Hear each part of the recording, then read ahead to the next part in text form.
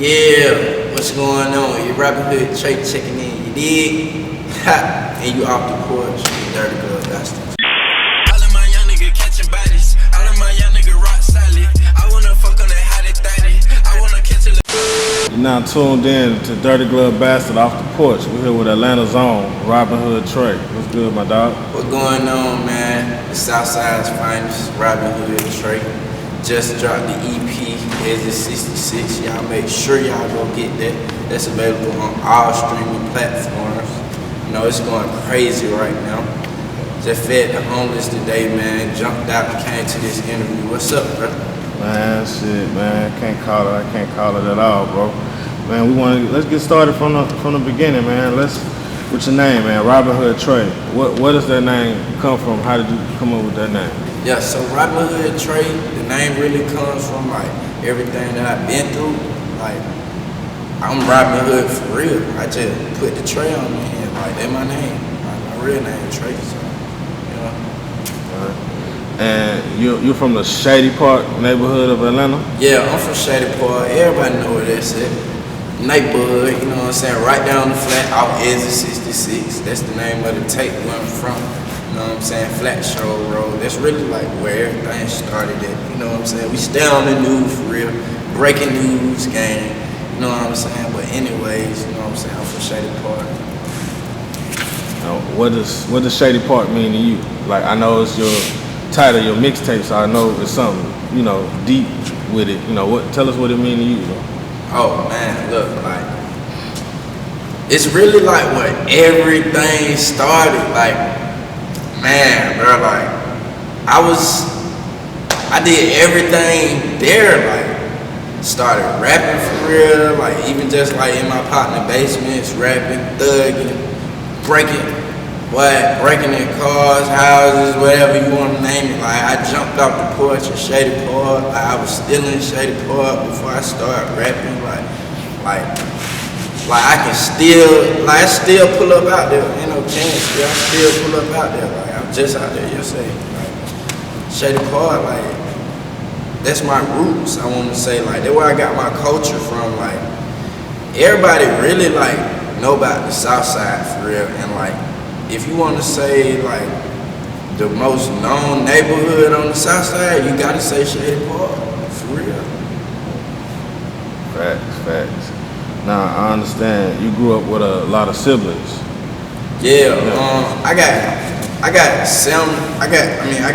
6 brothers and sisters on my mom's side, so it was all us in the house. And on my dad's side, I got 10 brothers and sisters. It's a whole bunch of us. So I really like never had shit. I'm just a middle child on both sides.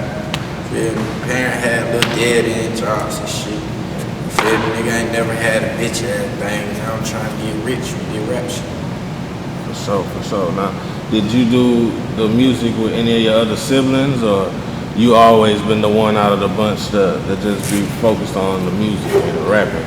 My brother, Green Star Status, he used to be with Star Status and shit. He got down fuck with One Dread and shit. Okay, you know what I'm talking about? And they were the Star Status group. Plug and shit. Like, I always knew people that were rapping like in my family, but I wasn't just like fucking with them, like on the music shit. Like, I was thugging. Like, I just used to rap for fun. Like, smoke me a blunt and got down and started rapping. I done spit a whole mixtape. We done smoked the sound. Like, that's the type of shit I used to do. I didn't just rap for fun. Now, I understand, like, one of your favorite songs coming up was 50 Cent's Window Shopper. Yeah, that shit was so hard, bro. The video was so hard. It was just like, I was like, damn, that nigga window shopping for real. And I was like, bro, you can really tell stories like through music, and it just made me love music more. Cause I just like really fucking love music. How did that song shape like your rap style? Do you think it shaped the way you spit now, or? Nah, see, 50, he was just like more like a icon to me, cause this nigga got shot 9 times. He lived. He had the video game and shit. Nigga, that video game was hard in here. Everybody had the 50 Cent bulletproof. I know I did. Goddamn. But nah, bro. Like, I was really like listening to his shit when I was a kid. You know, like when I was thugging for real. Like, niggas in Atlanta was buzzing in, so you know. So, what was your soundtrack like? You know, before you became. Before I started rapping? Yeah. Oh, boy. You know, I'm thugging for real. So I used to listen to like all the Atlanta niggas. My favorite artist is Future, you know what I'm saying? He cool. He hard, bro. So, I don't know. I be listening to his ass. I used to listen to Thug. He be saying and shit. Who else? Migos hard too. I remember when they first came out with that Hurricane Risk, Trickle Finger. That shit was hard. And like, just like, I just like pick and choose good songs, you know what I'm saying? I ain't too goddamn like favoritism like towards music on people except for like Future. That was my favorite artist like, before I started rapping. But nowadays, more often than not, you listening to your own shit? Or? Yeah, cause I make so much music. Like, I be in the studio every night, so it's like, I just gotta listen to myself. Like, I just made 4 songs yesterday. I need to listen to. Right. Now, I understand you was incarcerated for a period of time. Yeah, I had did 8 months in Wright. Oh, I just cut you off? No, you can. Oh yeah, I had did 8 months in Wright Street and shit for the little robbery and shit. Partner I did some of this shit. But it's all good, you know. You live and you learn. How did that change your outlook on your career? Did you have rap aspirations before you was locked up, or did you get those when you got incarcerated for that time period? Bro, I was thugging before I got locked up. Like, when I got locked up, that's when I like sobered up. Cause, you know, nigga been smoking, popping pills, doing whatever, you know. So, goddamn, I had been sober, so I had time to think. And I was like, damn, I'm really like playing my fucking life. Like, jail ain't no hope. Like, ain't no girls in there. Like, ain't no drugs in there. Like, you can't do shit you want when you want to. Like, that shit was lame. So I was like, damn, I gotta do something legal when I get out. So I was like, what the fuck can I do for the rest of my life that I'm gonna be cool with? I was like, shit, I'm gonna really goddamn be a rapper. I can already rap. It was either I'm gonna be a rapper or a preacher. I ain't even tell nobody that. Yeah, I swear to God, if this shit didn't crack, I would have been a fucking preacher. I felt like it was the same thing. I just felt like I still save people, you know, my RobnHood shit. But I always could make music, so I was like, I'm gonna fuck with the music. And I had been writing inside that bitch, like, so I wouldn't go crazy. Cause you know how to sell, man. That shit like your closet. So that shit was fucking with my head, bro. Being locked in that bitch 23 hours. So I'm like, oh hell no, I gotta do something. So I don't go crazy in this bitch. So I was just making songs on type of songs. Goddamn. Then I got out of jail the day after my dad passed. I had an hour-long conversation with him, like telling him, man, I'm gonna be a rapper when I get out. Pop watch. Goddamn. He said I could do anything I put my mind to. And I got out the next day after he died and shit. I talked to him the day before he died. He died, then I got out the night, like at 4 a.m. type shit. I got out, goddamn. And I was just like, I really owe that to him, so I just been going hard at this shit ever since. Now let's talk about Exit 66, man. You got a song on there, 8 Different Drugs. That's one of the standout records, that we really fucking with. You could, break that record down for us? I wrote that shit in jail. I swear to God, it's crazy. That's the one I wrote in jail that landed on the tape. And the reason I wrote that shit, I was sober as fuck, by the way. I don't do all them drugs, goddamn, but I was sober and I was like, man, I want to get high. So I made me a fucking drug song. I was like, I can see me performing this shit at fucking arenas and shit. Like, that shit would be cool. You know what I'm saying? I was like, I can see this song going on a global scale. You know what I'm saying? I seen the song being bigger than it was. I envision this shit. Like, me walking out on stage, 100,000 people, they like, 8 different drugs in my body. I'm seeing especially some violence. Cause I ain't heard nobody say they on shrooms like that Mario.